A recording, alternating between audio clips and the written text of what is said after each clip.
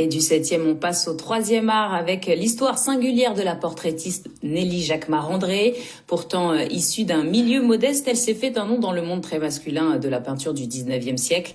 Son destin est également lié à l'abbaye de Chaly dans l'Oise qu'elle a toujours voulu acquérir. Un souhait réalisé en 1902. Sa vie nous est racontée dans notre grand format de la semaine, signé Léna Malval, Julien Guéry, Maxime Milhuy et Léo Ségala.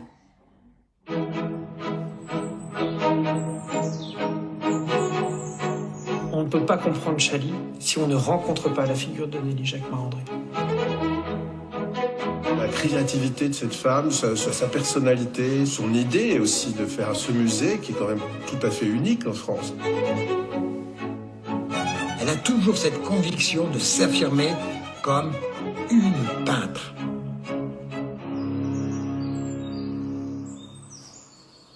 Née en 1841 à Paris, rien ne prédestinait Nelly Jacquemart à devenir un jour propriétaire de l'abbaye royale de Chaly. Son père est voyageur de commerce, sa mère simple modiste. Une femme va changer le cours de sa vie. La mère vit à Paris probablement un certain temps avec sa fille, et c'est là qu'intervient cette fameuse rencontre qui pour nous reste mystérieuse. Comment la jeune Nelly a-t-elle pris contact, ou plutôt comment Madame de Vatry a-t-elle connu Nelly? C'est probablement le coup de crayon de la jeune Nelly qui attire l'attention de Rose Pamela de Vatry, alors propriétaire de Chaly. Je prends toutes les précautions, n'est-ce pas? Sur ce tableau, politiques, aristocrates et artistes se côtoient dans les salons de l'abbaye. Nelly sera l'une d'entre eux. Madame de Vatry va l'introduire dans la haute société, dans le gratin, et va lui permettre aussi, bien sûr, d'accéder à ces grands personnages qu'elle va portraiturer, des cardinaux, des évêques, des généraux, mais aussi des ministres, mais aussi des aristocrates, évidemment, qui appartiennent au milieu de Madame de Vatry. Et elle fera bien plus pour Nelly. Avant le début du XXe siècle, l'école des beaux-arts est interdite aux femmes. Elle offre alors à sa protégée des cours privés de dessin. Douée, talentueuse, Nelly Jacquemart se fait rapidement un nom dans le milieu de la peinture.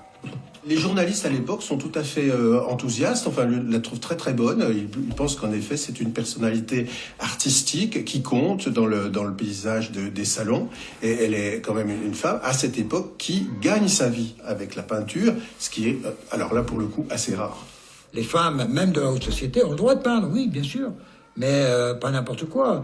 Éventuellement des pots de fleurs, et puis sur la technique, des aquarelles. Ça, donc c'est un peu un amusement comme la broderie. Mais alors la peinture à l'huile, vous n'y pensez pas, chère madame, n'est-ce pas? Elle va franchir ces obstacles et elle va présenter des grands portraits. À un moment, on l'appelle la peintre au grand portrait. Une réputation qui lui vaut de rencontrer son futur époux. Appelée à faire le portrait d'un riche banquier, en 1872, elle pousse la porte du 158 boulevard Haussmann à Paris, hôtel particulier d'un certain Édouard André. Quelques années plus tard, la famille du banquier propose à Mademoiselle Jacquemart de devenir Madame André. Lui, il est malade, hein, c'est un mariage blanc quand même. Il faut bien comprendre que c'est pas un mariage qui a été consommé, mais c'est un mariage qui a abouti à une relation affective très forte entre ces deux personnes, affective, intellectuelle, artistique, et ils vont vraiment s'entendre sur la constitution de cette collection.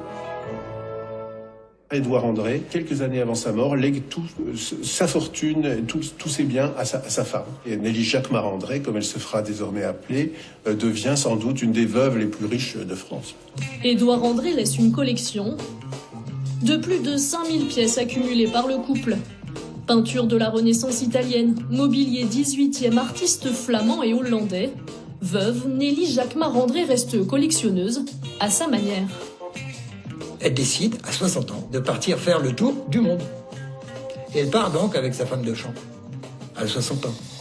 Elle prend le bateau. La voilà au Sri Lanka. Du Sri Lanka, elle passe aux Indes, des Indes en Birmanie. Mais une idée trotte toujours dans sa tête. Quand elle part, elle se doute que Chaly risque d'être à vendre. Et donc, elle donne un mot d'ordre à ses correspondants. Si jamais Chaly est à vendre, vous m'envoyez tout simplement un message, Chaly, et j'aurai tout compris. Et d'un seul coup, évidemment, le message arrive.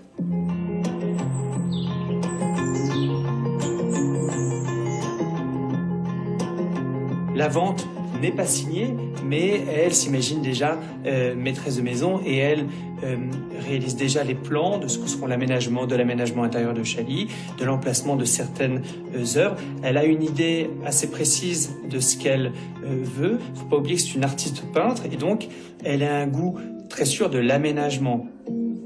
Le 14 juin 1902, elle devient la propriétaire de Chaly.